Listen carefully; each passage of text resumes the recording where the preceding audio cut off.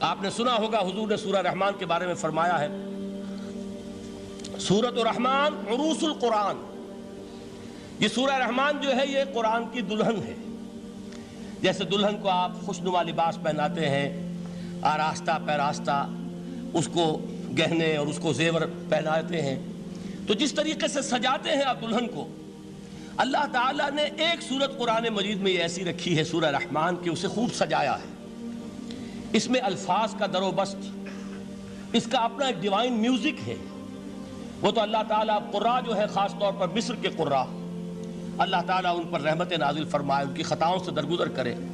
جس طرح قرآن کے انٹرنسک میوزک کو انہوں نے واضح کیا ہے، واقعہ یہ ہے کہ اگر یہ لوگ نہ ہوتے، شیخ عبد الباسط محمد عبد الصمد، شیخ محمود خلیل الحصری، یہ لوگ کہ جنہوں نے قرآن کے اس غنا، میوزک، یہ لفظ جو ہے آپ حیران نہ ہو کہ میں یہ کوئی شاید توہین کر رہا ہوں قرآن کی، حضور نے یہ لفظ استعمال کیا ہے، تغنو، اس قرآن کو اچھی سے اچھی خوشلہانی کے ساتھ پڑھو۔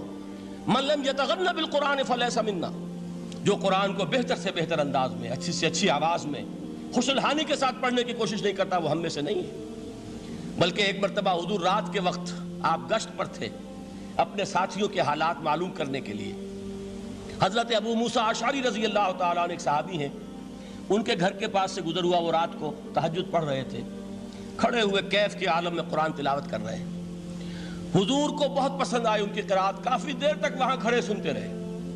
اب انہیں کیا پتا کون سن رہا ہے، بالکل اسی طرح سمجھ لیجئے ایک بات یاد آئی ہے، حضور فرماتے ہیں کہ جس طرح کان لگا کر اللہ قرآن کو سنتا ہے کسی چیز کو نہیں سنتا۔ ہمیں نظر نہیں آتا نا، ہمیں معلوم نہیں، ہم قرآن پڑھ رہے ہیں تو سننے والا کون ہے؟ سب سے زیادہ کان لگا کر خود اللہ۔ یہاں اس لیے مجھے یاد آیا کہ ابو موسیٰ اشعری کو کیا پتا تھا کہ کون سن رہا ہے؟ وہ اپنی کیفیت میں نماز میں تہجد میں قرآن کی تلاوت کر رہے تھے، اور ظاہر بات ہے ان کے گھر ایکڑوں میں بنے ہوئے نہیں تھے، ایک ایک کمرہ، ایک ایک کوئی حجرہ، ایسے ہی تو گھر تھے نا صحابہ کے، لہذا حضور پاس سے گزرے، آواز آئی، کافی دیر سنتے رہے۔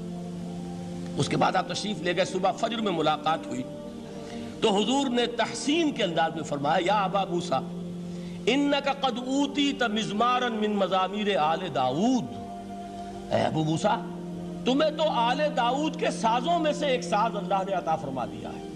جس طرح حضرت داؤد، لہن داؤدی مشہور ہے کہ جب وہ پچھلے پہر رات کو حمد کے ترانے الاپتے تھے، قرآن میں ہے کہ پرندے شامل ہو جاتے تھے ساتھ، اور پہاڑ وجد میں آتے تھے، پہاڑ بھی ان کے ساتھ شریک ہوتے تھے۔ تو جس طرح کا اللہ نے ان کو لہن عطا فرمایا تھا، حضور نے تحسین کے انداز میں فرمایا ہے ابو موسیٰ اشعری، اللہ نے تمہیں بھی آل داؤد کے سازوں میں سے ایک ساز عطا فرمایا۔ بہرحال قرآن مجید کا جو یہ میوزک ہے، قرآن کے الفاظ کا جو حسن ہے، جہاں تک حسن معنوی ہے وہ تو ہر لفظ میں ہے، لیکن یہ حسن ظاہری، حسن صوتی، حسن لفظی، یہ اپنے کلائمیکس پر آپ کو نظر آئے گا سورہ رحمان میں۔ لیکن قرآن میں یہ سورت اس اعتبار سے بھی ممتاز ہے، اس کی 4 آیات پر ذرا توجہ کریں گے، عجیب حقائق سامنے آئیں گے۔ جہاں یہ قرآن مجید کے حسن صوت اور حسن لفظی کی معراج ہے، وہیں اس کی پہلی 4 آیات میں 4 چوٹی کی چیزوں کا ذکر ہے، سب سے اونچی چیزیں۔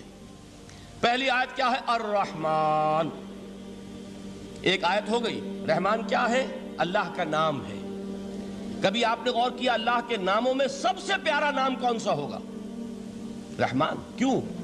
اس کا مادہ کیا ہے؟ رحمت۔ ہمیں سب سے بڑھ کر جس چیز کی ضرورت ہے وہ کیا ہے؟ رحمت خداوندی۔ نام اچھی طرح سن لیجئے اس حضور کے قول کو۔ حضور فرماتے کوئی شخص جنت میں مجرد اپنے عمل کی بنیاد پر داخل نہیں ہو سکے گا جب تک کہ رحمت خداوندی دستگیری نہ کرے۔ کسی صحابی نے بڑی ہمت اور جرأت کا ثبوت دیا کہ پوچھ لیا، کیا حضور آپ بھی؟ جب آپ نے فرمایا کوئی شخص داخل نہیں ہو سکتا جنت میں محض اپنے عمل کی بنیاد پر جب تک کہ رحمت خداوندی جو ہے وہ دستگیری نہ فرمائے۔ پوچھا گیا کیا آپ بھی؟ آپ نے فرمایا ہاں میں بھی۔ آپ انداز کیجئے کہ اگر محمد الرسول اللہ بھی رحمت خداوندی کے ضرورت مند ہوں تو تاب دیگراں چے رسد، ہماری تو سب سے بڑی ضرورت رحمت خداوندی ہے۔ اب یہ رحمت جو ہے قرآن مجید میں اللہ تعالیٰ کی یہ شان 2 الفاظ کے ذریعے سے آتی ہے، رحیم اور رحمان، اور کوئی مادہ نہیں ہے جس سے 2 نام بنتے ہوں اللہ کے۔